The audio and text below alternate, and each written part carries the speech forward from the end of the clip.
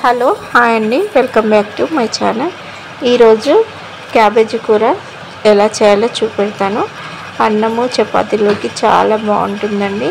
ఈ cabbage curry recipe ఎలా చేయాలో చూస్తూ ఉండండి. క్యాబేజీ ఒక అరకిలో తీసుకున్నాను. అరకిలో క్యాబేజీకి 2 టమాటాలు, ఒక ఉల్లిగడ్డ, 3 పచ్చిమిరపకాయలు, అలాగే అల్లం వెల్లుల్లి పేస్ట్,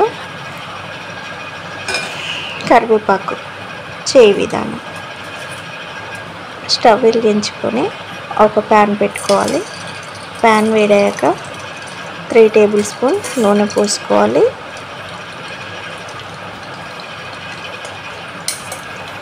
పోపు దినుసులు వేసుకోవాలి. ఆవాలు, జీలకర్ర, వేరుశనగపప్పు. ఇవి మంచిగా వేగాక ఇందులోకి కట్ చేసి పెట్టుకున్న ఉల్లిగడ్డలు, పచ్చిమిరపకాయలు వేసుకొని కలుపుకోవాలి.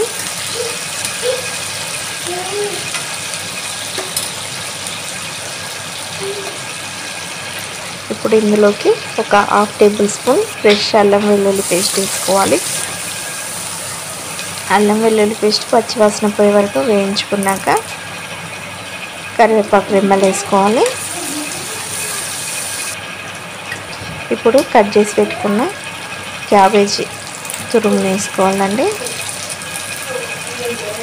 ఇలా క్యాబేజీ వేసుకున్నాక రుచికి సరిపడు ఉప్పు వేసుకోవాలి.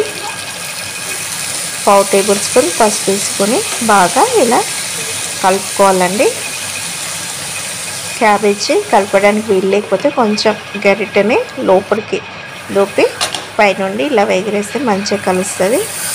కలుపుకొని మూత పెట్టుకొని ఒక 3-4 నిమిషాల పాటు మీడియం ఫ్లేమ్ మీద ఉడికించుకుంటే మనకు క్యాబేజీ అయితే బాగా ఉడికి దగ్గర పడిపోతుంది. ఇప్పుడు కట్ చేసి పెట్టుకున్న టమాటాలు వేసుకోవాలి. టమాటాలు వేసుకొని బాగా కలుపుకోవాలండి. టమాటా కలుపుకొని మూత పెట్టుకొని టమాటా మంచిగా గుజ్జు అయ్యే వరకు బాగా నూనెలో ఉడికించుకోవాలి. ఓకేనా? చూడండి, టమాటా ఇలా ఉడుకుతూ ఉంటుంది. మనము అడుగు మాడిపోకుండా చూసుకోవాలి. అడుగంటిపోతే కొంచెం చేదు వస్తుందండి కూర అనేది. ఓకేనా? టమాటా బాగా ఉడికినాక రుచికి సరిపడు కారపొడి వేసుకొని కలుపుకొని మూత పెట్టుకోవాలి. ఒక 4-5 నిమిషాల తర్వాతకి కొంచెం అంతా కొత్తిమీర వేసుకొని స్టవ్ ఆఫ్ చేసుకున్నారంటే ఎంతో రుచికరమైన క్యాబేజీ కర్రీ అయితే రెడీ అయినట్లు ఫ్రెండ్స్. ఓకేనా? మరి ఈ వీడియో కనుక మీ అందరికీ నచ్చినట్లయితే లైక్ చేయండి, షేర్ చేయండి, కామెంట్ చేయండి. ప్లీజ్ సబ్స్క్రైబ్ చేయండి ఫ్రెండ్స్. మరిన్ని వీడియోస్ కోసం మన ఛానల్ని చూస్తూ ఉండండి. Bye bye friends.